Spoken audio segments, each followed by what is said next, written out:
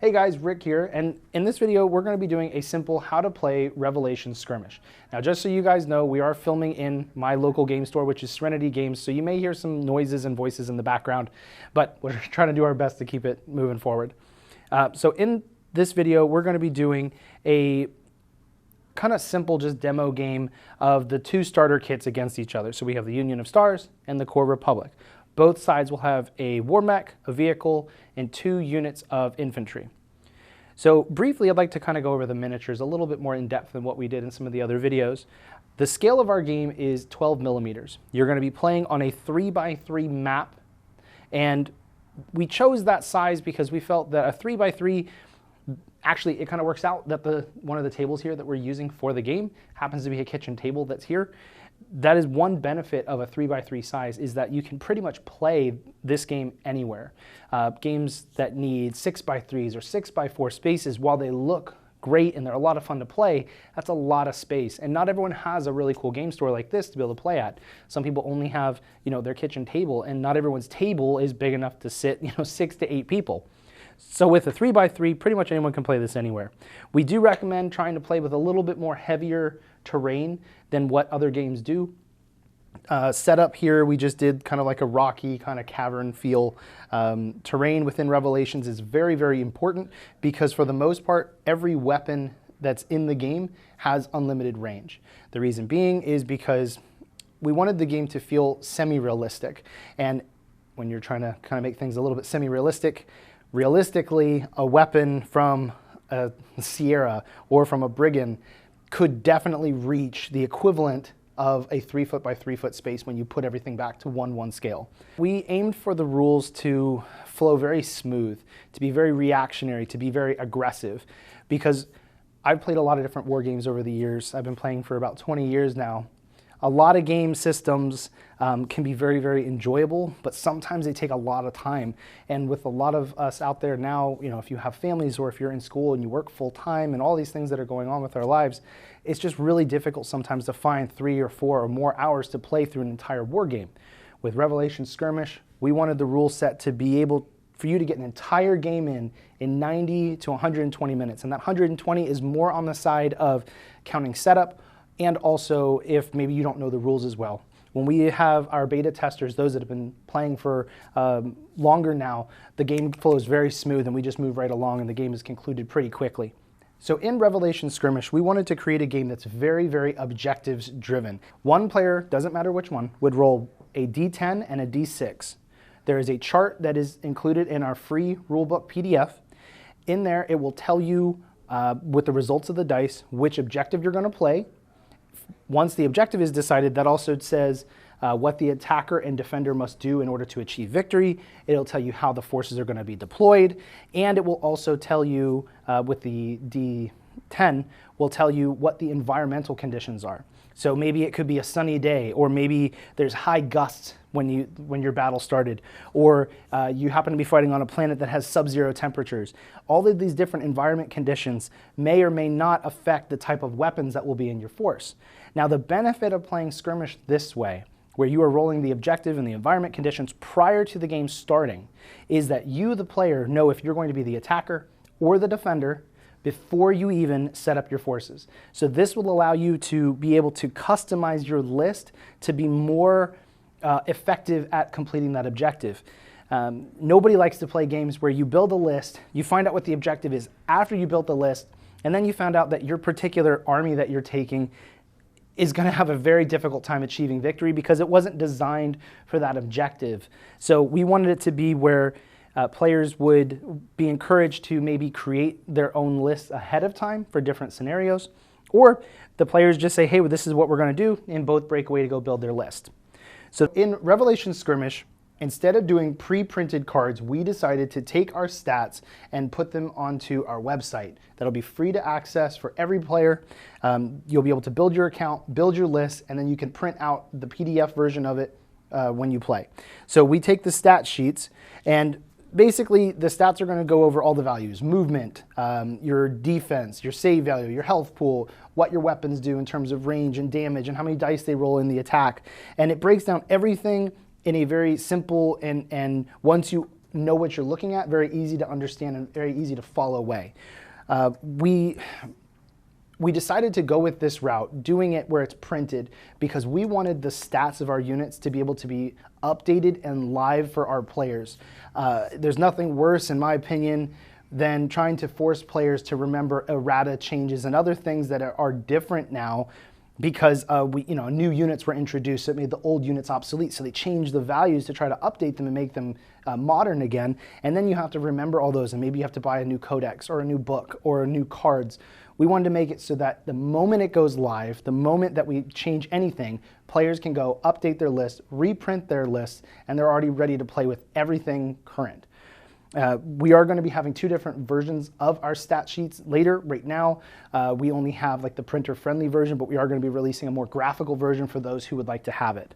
And the benefit also of being able to do it this way is that you can go ahead and build lists for different scenarios, whether you're the attacker or defender, because that does change your point totals for your list, or the different environment conditions. So that way you can already come to the table, say with like a folder of different lists for different scenarios, and you roll the dice, you're like, okay, this is what it is. All right, here's my army, I'm already ready to go.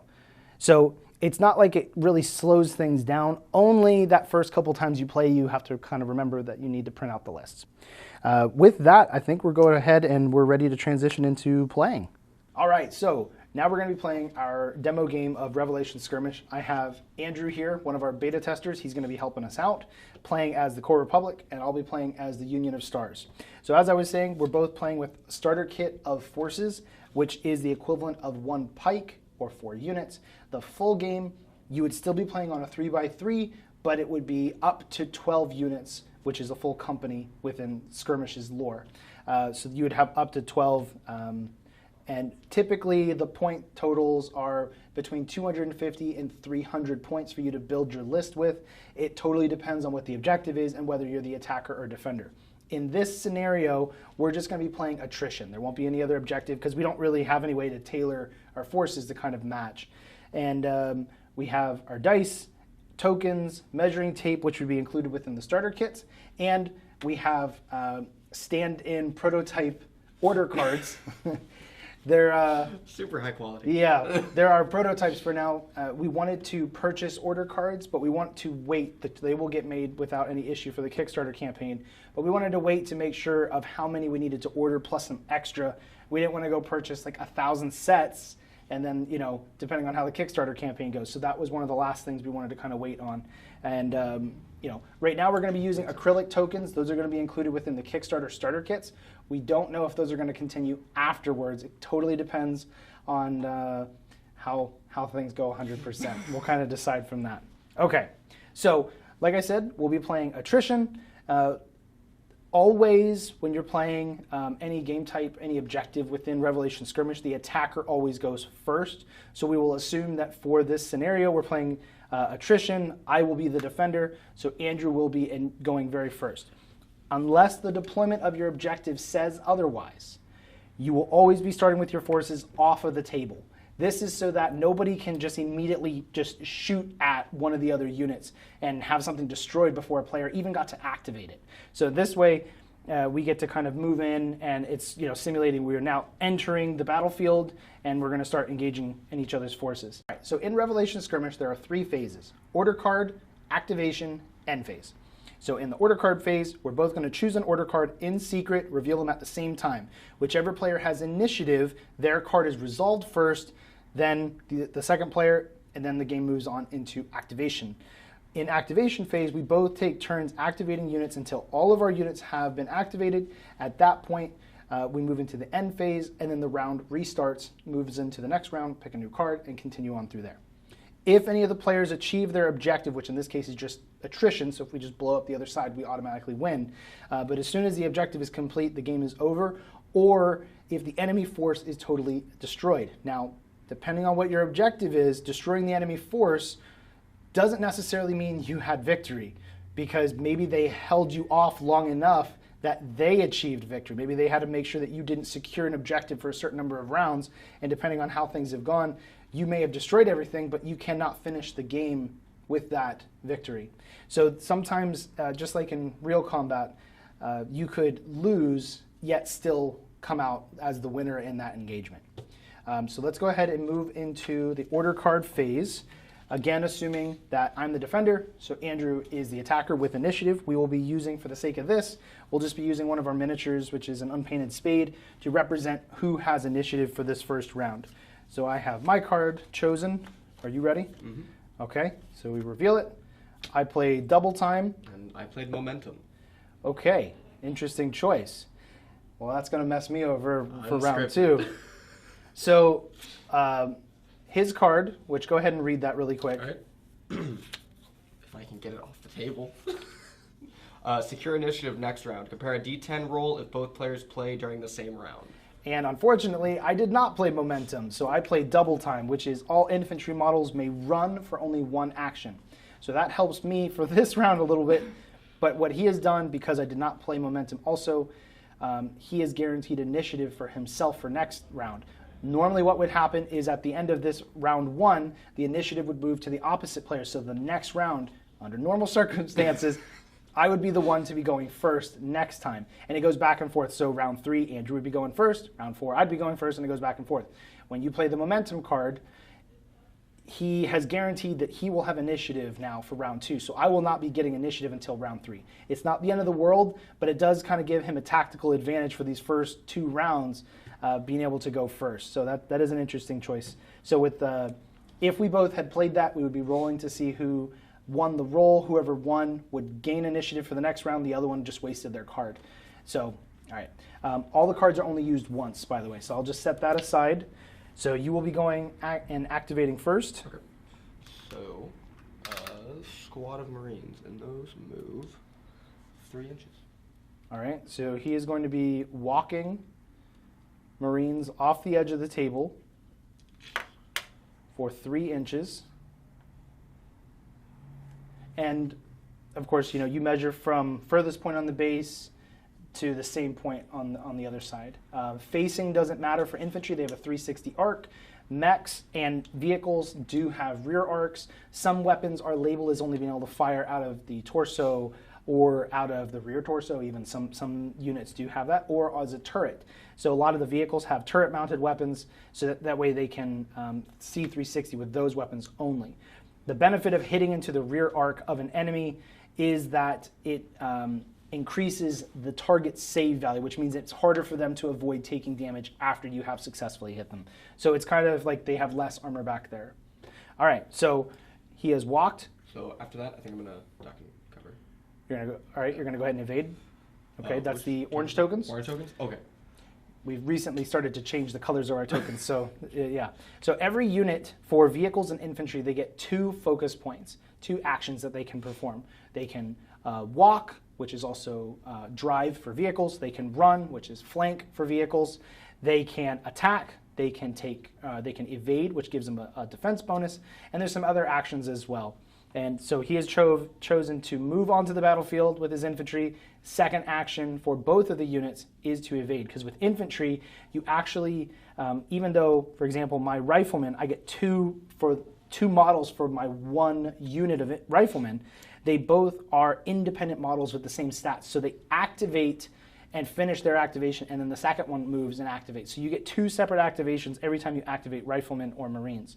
Power armor sometimes have more models, like the Centurions for the Core Republic. You get 3 models that represent 1 unit. So that's a lot of activations. And it's kind of to simulate that you've got multiple teams of infantry all working together in their fire team. So that way also you don't have one base of infantry that can just get mowed down. It does divide them. Each has their own health pool. So for example, the Marines and the Riflemen both happen to have 5 health points for each model. So this model of Rifleman has 5 health points, and this one does as well. So even though they're part of the same unit, they have their own individual health pools. When they do activate and finish their activation, they do have to be within 6 inches or up to 6 inches away from each other to stay in cohesion. So Andrew has finished, and you're also going to go ahead and mark that with one of these black tokens for activation. Got it. And his unit is finished, so now it goes to me. Now with double time, typically a run move for infantry would take both of my actions up. But because I use double time, I can run and still perform 1 more action. The benefit of that, especially in the first round, is that I can go ahead and run my 9 inches up. So I finished that one. So that one is going to evade and take cover, or evade and get an activation token because it's done, and I don't have any line of sight to anything. And then this one also is going to do the same thing. Now both players would have their own set of tokens. We're just drawn from the same pool just for the sake of this demonstration, but both players, each starter kit has their own set of tokens, so you would have your own to draw from. So I am finished. Okay, cool. I'm going to go with my other Marines. Okay. Then I'm just going to run them up to this rock here. And then that's their activation. Okay. Interesting. Then I am going to run my other team of riflemen up behind this set of rocks, giving them perfect cover. Go ahead and grab the tokens for them to also, second action is to evade. Likely, it's not very likely that these units would get shot at during the first round. The reason that we would like to make sure that we take cover, for my, especially because I have the second action, is because movement speeds in Revelations are a bit higher than you're probably used to with other games, and that's because we've converted the real miles per hour that the unit would go in real life and have converted it to the scale that we're playing the game in. So for example, my Brigand here, my hover tank, its drive speed is 12, but its flank speed is 36 inches. So it's a very fast vehicle. So while in the beginning it may not look like I have anything to shoot at, I could hypothetically swing around and be all the way up on the other side of the map for round 2 to just start shooting at the back of them, which, they don't have back arcs, so it doesn't hurt them, but it does put me in a good position. So there's a lot of craziness that you can do. For reference, 36 is literal edge to edge. Yeah. In a straight line. Yeah. So literally just right across the board behind me. Right. All right, so I've activated both those infantry for that unit. They're finished. And for the sake of it, there's no order that you have to go. You could do the mech, in the very first round or first turn, or you can go with the vehicles or whatever. You also do not have to move. You have to move at least the very first time onto the field, but afterwards you don't ever have to move again. There's not movement phases and attack phases. You could shoot, then move.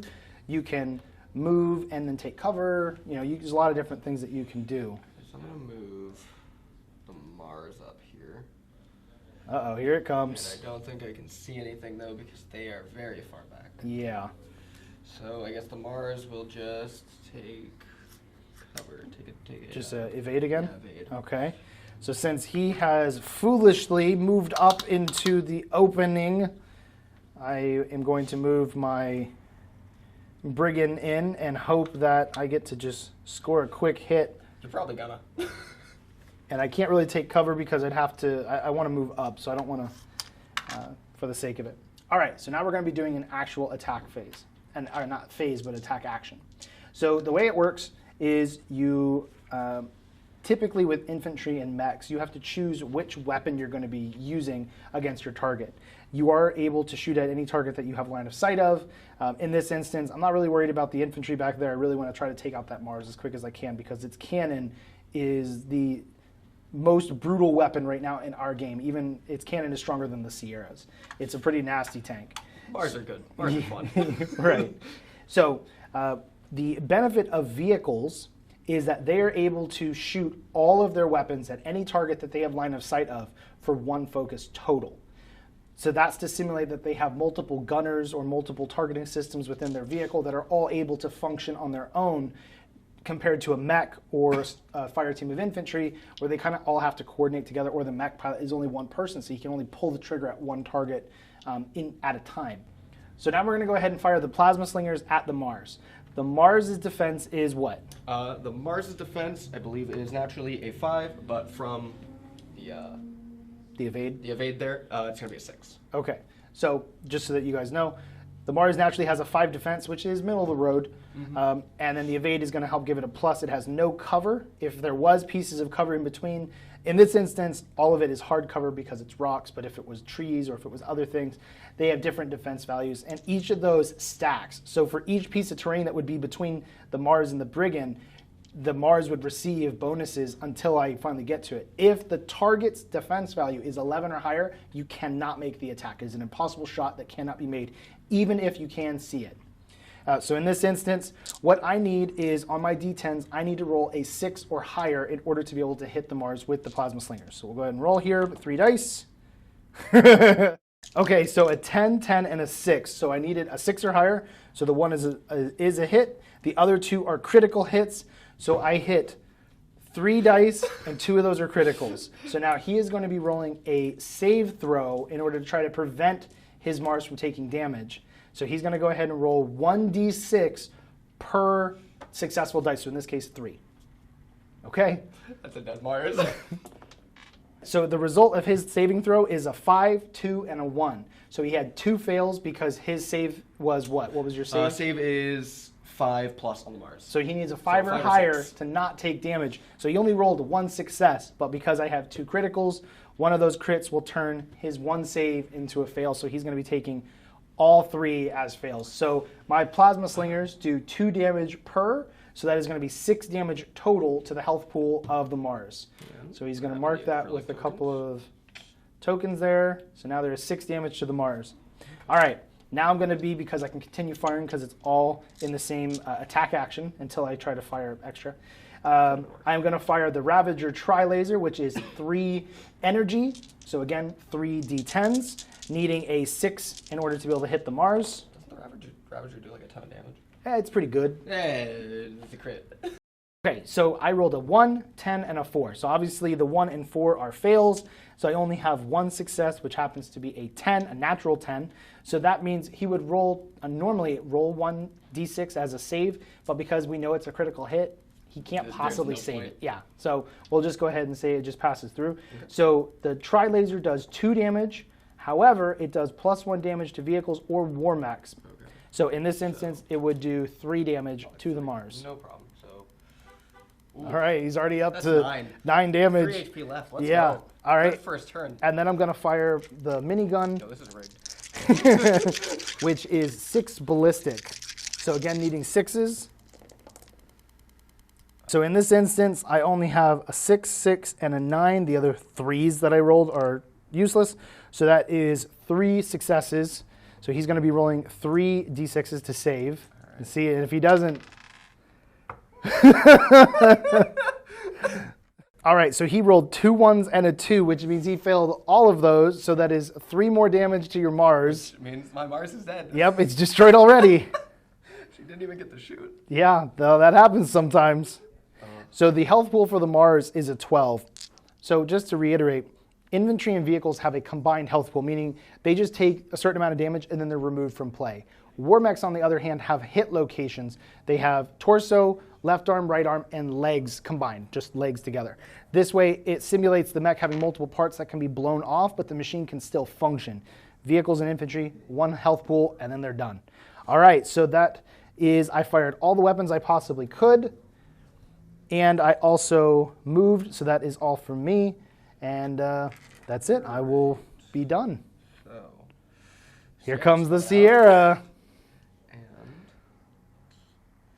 just going to walk it up. Okay, so you're walking. Yeah.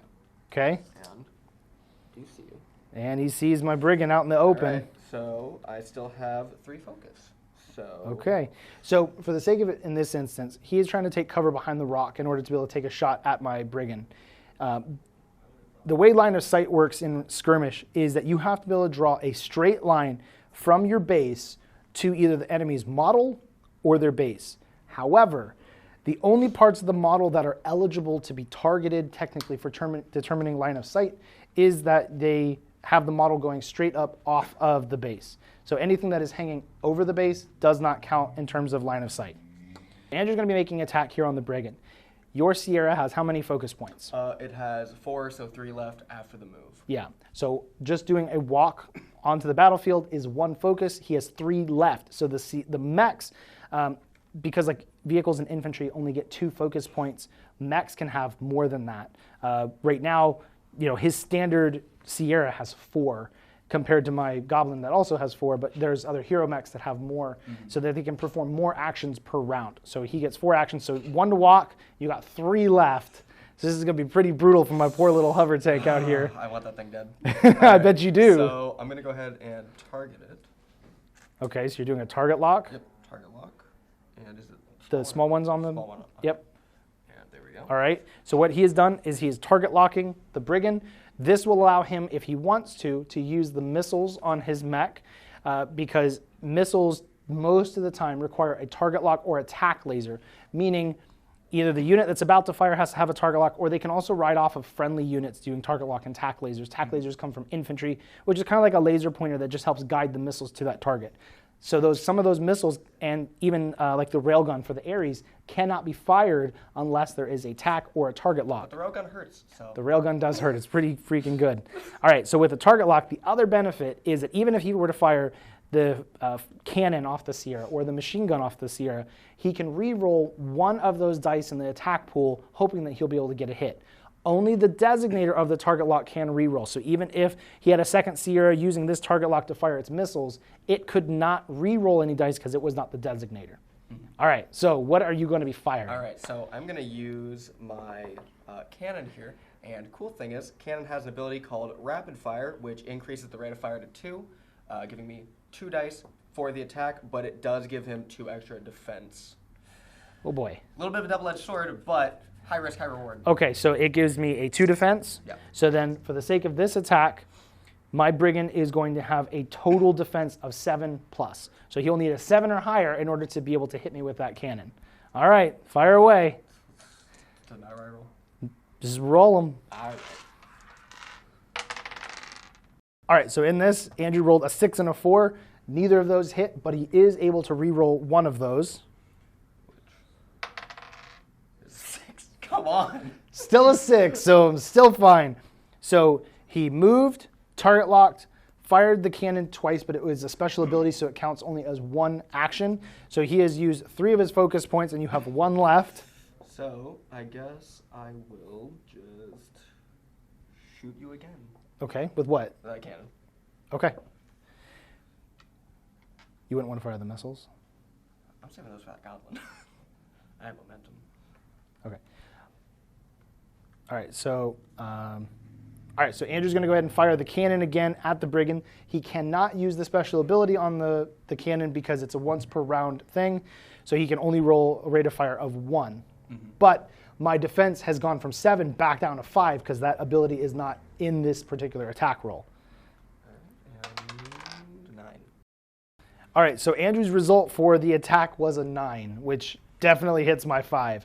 So I'm going to roll 1d6 to match his 1d10 and hope that I don't get blasted here.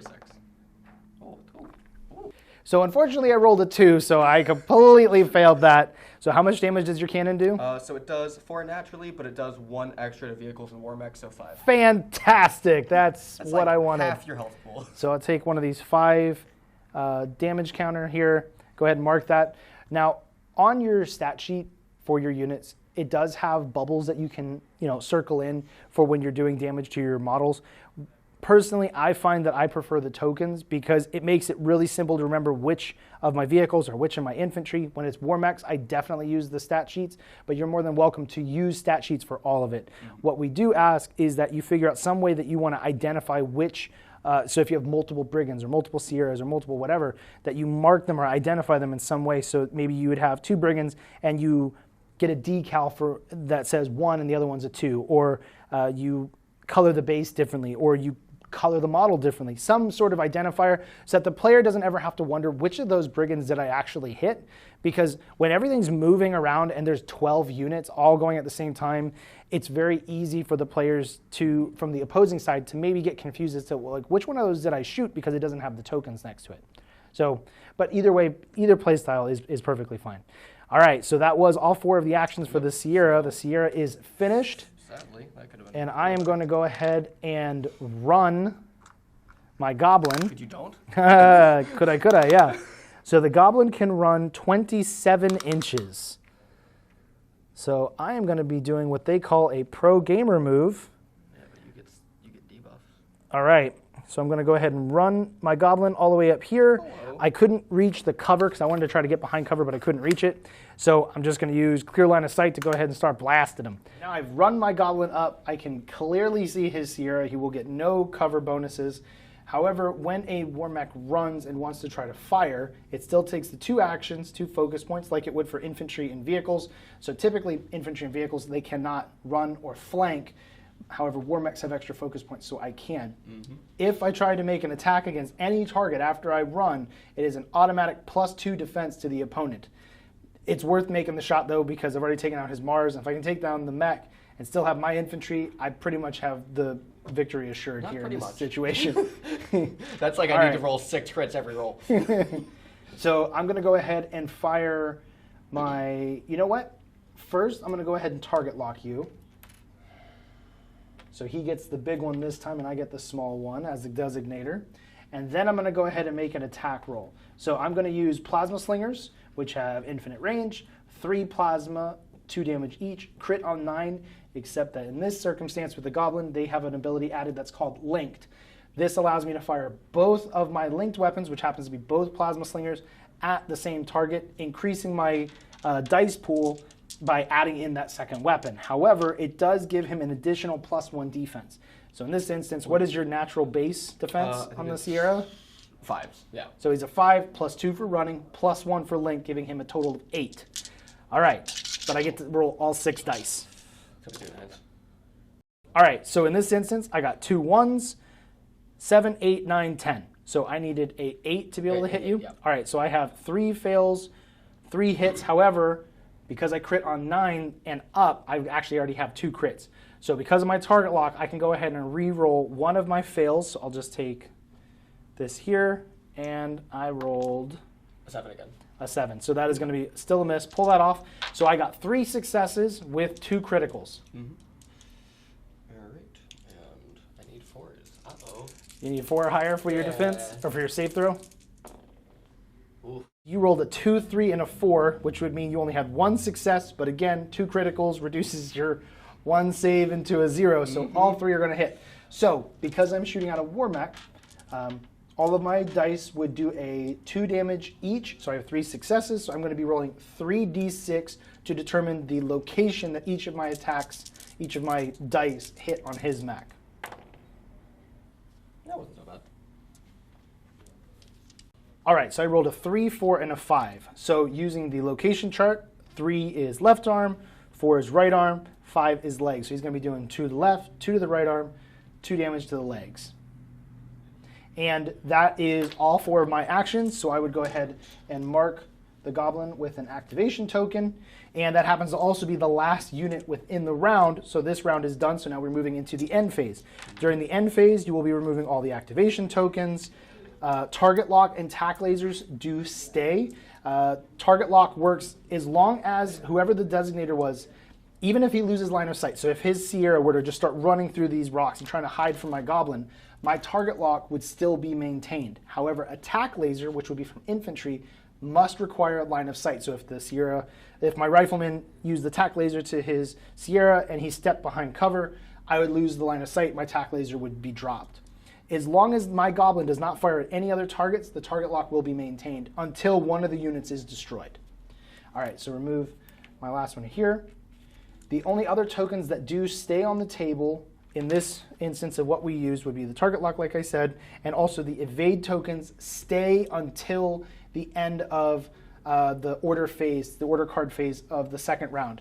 Because if someone were to play artillery strike or some other type of attack, the evades were still in effect. So evade gets removed after the order card phase. If you guys have any other questions, please leave comments either on our Kickstarter page, on through social media, or also you can leave them on Kickstarter, and we'll try to do the best we can. The rules are still being refined. We're still sort of in a beta testing phase. They will be finished prior to us mailing out all the stuff during October of 2020. But we wanted to be able to still give you guys a glimpse as to how the game functions right now, how the units function with each other. We obviously have a lot more units to choose from. If we both got to build our own companies going into this with an objective that wasn't attrition, it would change the entire situation. Our cards would be different that we'd want to take. We would just be doing a lot of different things rather than just trying to run at each other and gun the other one down. But even still, this was still a very fun game. But attrition is still Probably my favorite. It's very fun. All right. So thank you guys for watching, and stay tuned. We're going to be doing some other how-to videos down the road in the future. But for now, this is hopefully enough to help get you guys started with how it works. All right. Thank you guys. See you guys later.